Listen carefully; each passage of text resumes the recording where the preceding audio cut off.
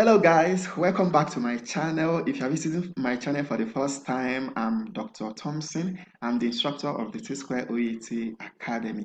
I've actually done a lot of videos on writing, speaking, and I've released a lot of tips on reading and listening. So you can go through my channel and get these tutorials because they are actually very helpful.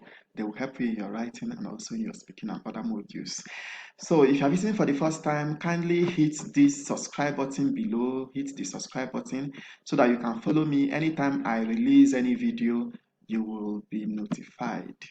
So today we'll be discussing common mistakes or errors in OET letter writing, and we are going to take this tutorial in parts. We are taking the part one. We are going to start from the address and end in the closing remark. But in this part one, we'll just take the first part first. So let's start off immediately. So for the address, look at the errors that some persons make. They make mistake in the punctuation. Well, I would say that over time we become lazy in terms of punctuations. Before now, the acceptable thing is for you to punctuate the address. These things, but now we don't usually punctuate address any longer. So, but in OET, they don't actually care if you write your address this way. The error that this person actually made here is that this person didn't add comma here. That's why I marked this one wrong. But if this person had added comma here, this address would have been right. So in OET, they don't care whether you decide to punctuate or you don't decide to punctuate. Look at this person again. Another error that this person made. This person didn't punctuate, but at the end, this person added full stop, which is an error. So that's why, for me, I would suggest and advise you, instead of getting yourself this headache of where to add comma, where to add a full stop and all that, when to add and when not to add, why not just leave your address plain like this? Don't punctuate, don't add any comma, don't add any full stop, and that would save you a lot of stress. Another error that people make is in the address, also the paragraphing errors. Some persons write the date before the address, which is okay. Some persons write the date after the address, which is also okay. No matter whichever method you are using, whichever method you are using, don't make the mistake of not paragraphing. If you are like this person and this person did a paragraph, after writing the address, immediately went ahead and write the date without leaving a line paragraph. This person started with the address and didn't leave a line paragraph and went on with the address. So that's why I marked these two addresses wrong. But look at this address. This person started with the date, left a line paragraph before the address. That's why I marked this one good.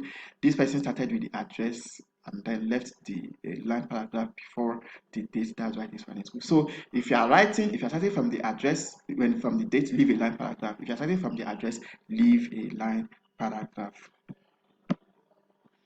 Another error is in the dates. Some person make punctuation error after writing. Any format you are taking, you are writing in the address is actually okay. There is no a particular format you should take in writing this address, but this punctuation, that's where you now get it wrong. So just write your address like this, plain. Any format you want to take, just write it plain. Well, all these errors, they're actually trivial. They are not as they don't. I said it earlier. IELTS OET is actually flexible. They are not that strict. So these errors are actually trivial. They don't actually much in your matter much in your scoring. Another mistake in the date is this irregular dating format. Any format you are choosing, if you decide to choose this format in your address, you have to stick to it. If you've chosen this format in your address and the patient date of birth is this, that means you're going to use this format for the date of birth. And in the body of the letter, where you'll be saying maybe on so date the patient visited and all that, you are still going to stick to this because you started with this. If you are choosing this from the beginning in the address, you are going to stick to it all through.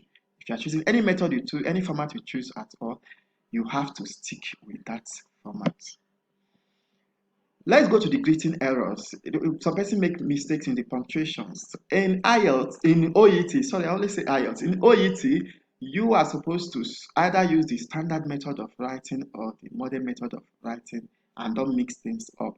In the modern method of writing, you don't add comma, you don't add any comma after the greeting, like dear doctor, you don't add comma. But if you are not adding any comma in the greeting, in the closing remarks, you are not supposed to add any comma too. If you're adding comma here, that means you are using the standard method. Personally, in the greeting, I use standard method. I decide to add my comma here and then add comma here too. So this person mixed up things, didn't add comma here, now added comma here. So I marked it wrong. This person added comma here, didn't add comma here, I marked it wrong. So if you're adding comma here, you should add comma here. That would be okay. If you're not adding any comma, don't add comma here. That would be cool too. Another greeting error is the title error. Well, this is where we have a lot of controversy. Some people get confused. Should I dot my title? Should I not dot my title? To be honest, OET, they don't care. So in OET, if you want to use this method, go ahead. If you want to use this method, go ahead. Well, in normal English, some author will say, oh, when you're supposed to add a full stop is when you have any abbreviation that the last letter is not the last letter used for the abbreviation is not the last letter of that word. Like professor, the last letter in professor is R, but here the last letter here is F. So you're supposed to add full stop. Whereas if the last letter, like in Mr., the last letter is R, we are not supposed to add full stop or dot. Why some other will say this method is US method, this method is British method. Well, OET, they don't care, so you should not bother yourself. Anyone you want to use it, or just if you're using this method, stick to it or true. If you're using this method, stick to it or true. If you look at this place, I mark this person wrong because of how this person wrote this question. Dear Dr. Eze, instead of using the title, you're writing doctor in full. It's when the name of the addressee is not given, you can now say maybe dear doctor. If the addressee is a doctor, that means there is actually no name. That's when you write the doctor in full. But when the name is given, you use the surname here and you use title here, and the title is supposed to be this way and not this way. Writing this way meaning this person's name, the first name is doctor, the last name is easy, which is actually wrong. So there's also what we call errors in heading. Some person make these mistakes in the heading. Okay, let me still leave it here. So if you're writing your heading, you separate the name and the date of birth using a comma, or the name and the age using a comma. You don't use colon to do that. So that's why I marked this one wrong. You don't use colon or semicolon, just use comma.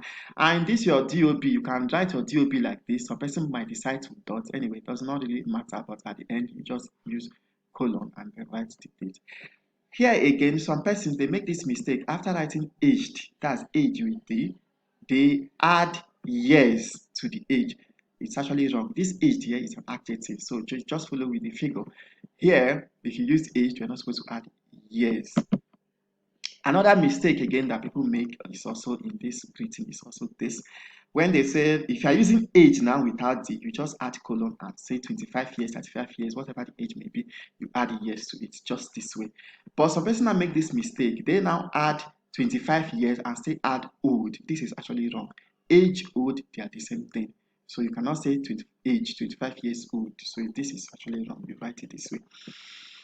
Well, in order not to give yourself all this headache of adding aged age, am I supposed to put colon here? Because some people will say write this aged here and go and put colon here and write, which is also wrong again. So in order not to get into the confusion of all this, you can just decide to write the age this way. 25 years old is cool. But some persons again now also get confused. They will now go and write it in adjective form. 25 hyphen years hyphen old. This in all entirety is actually very wrong. So the person is trying to use this one as an adjective, which is actually wrong. And if you're using this like this, you're supposed to use it to qualify a noun, which might be a man or any noun at all. And if you're using it this way, there shouldn't be S, and there should be an article, a 25-year-old man. Do you get? But you are not supposed to even use it that way in your heading. Just write it this way without hyphenating. So I think that's all we can take today for these common errors.